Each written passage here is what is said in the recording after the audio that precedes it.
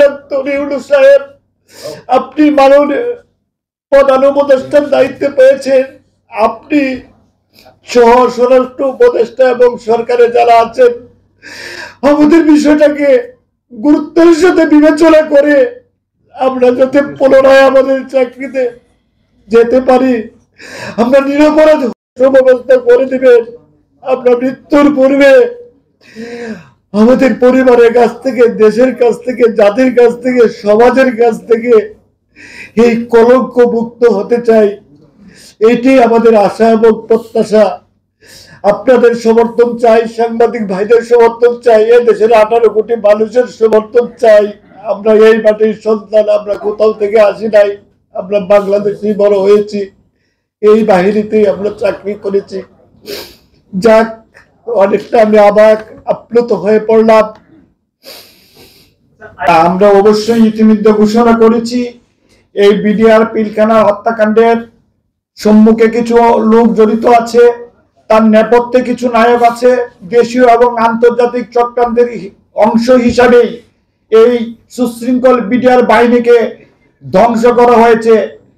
আপনারা জানেন কি আর কিছুদিন পূর্বে পাদোয়া এবং বড়াইবাড়ি সীমান্তে বিএসএফ আমাদের কাছে ব্যাপক হারে পরাজিত হয়েছিল।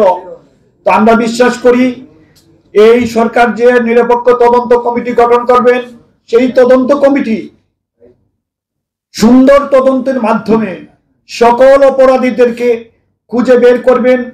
তার জন্য তৎকালীন পিলখানাতে যারা কর্মরত ছিল, যাদেরকে চাকরিচ্যুত করা হয়েছে, আমাদেরকে যে কোনো সময় ডাকলে আমরা যে কোনো মুহূর্তে এই পিলখানার সদস্যরা তাদের সাক্ষী দিবে, তাদেরকে সহায়তা করবে তদন্ত কমিশনকে।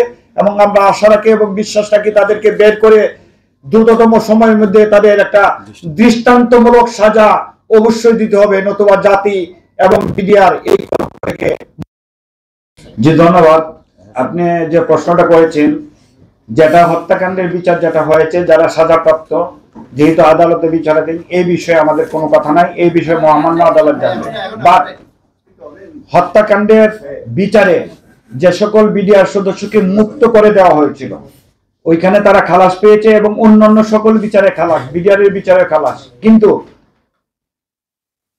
25-26 তারিখের ঘটনার পরে নবজ্যোতি কিসা নিউ মার্কেট থানা বাদী হয়ে একটা বিস্ফোরক আইনের মামলা করেছেন। যে বিস্ফোরক আইনের মামলার আজ পর্যন্ত কোনো কার্যক্রম হয় নাই।